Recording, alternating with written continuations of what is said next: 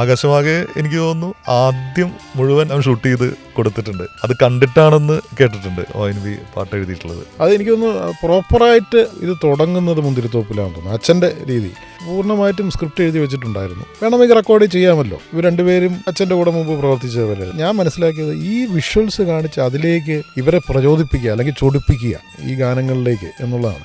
ഞാൻ ഓർക്കുന്നുണ്ട്, അത് ചിത്രാഞ്ജലി സ്റ്റുഡിയോയിലാണ് ആ പാട്ടിൻ്റെ മാത്രം ഫ്രെയിംസ്. ഞാനും ഇരുന്നിട്ടുണ്ട്. അതിൻ്റെ റഷ് ഇങ്ങനെ കാണിക്കുകയാണ്. അപ്പോൾ അതിൻ്റെ അകത്ത് ഇതിൻ്റെ ഇടയിൽ കൂടെ ഇവർ മൂവ് ചെയ്യുന്നതും ഒക്കെ അവിടുത്തെ രണ്ടുപേരും ഇരുന്ന് കാണുന്നുണ്ട്. പക്ഷേ പിന്നീടാണ് അതിൻ്റെ മാജിക്. ട്യൂൺ അകത്തേക്ക് കിട്ടി. ഇപ്പോൾ ഇതിൻ്റെ ഇടയ്ക്കൊക്കെ ജോൺസൺ അവിടെ ഒക്കെ ഇങ്ങനെ മൂന്ന് കേൾക്കാം. അതിൻ്റെ ഇടയ്ക്ക് പുള്ളിക്ക് കയറി കഴിഞ്ഞു. അതിൻ്റെ ഇടയ്ക്ക് നമ്മൾ ഈ ഒഴിഞ്ഞ ഇത് ഒരു ശബ്ദമില്ലാത്തപ്പോൾ ഇങ്ങനെ ഇടയ്ക്ക് ഇങ്ങനെ കേൾക്കാം. കുറുപ്പ് സാറും ഇങ്ങനെ വളരെ സൈലൻ്റായിട്ടിരുന്ന് കേൾക്കുന്നുണ്ട്. അതൊരു വേറൊരു തരത്തിലുള്ള റിവേഴ്സ് പ്രോസസ്സാണ്.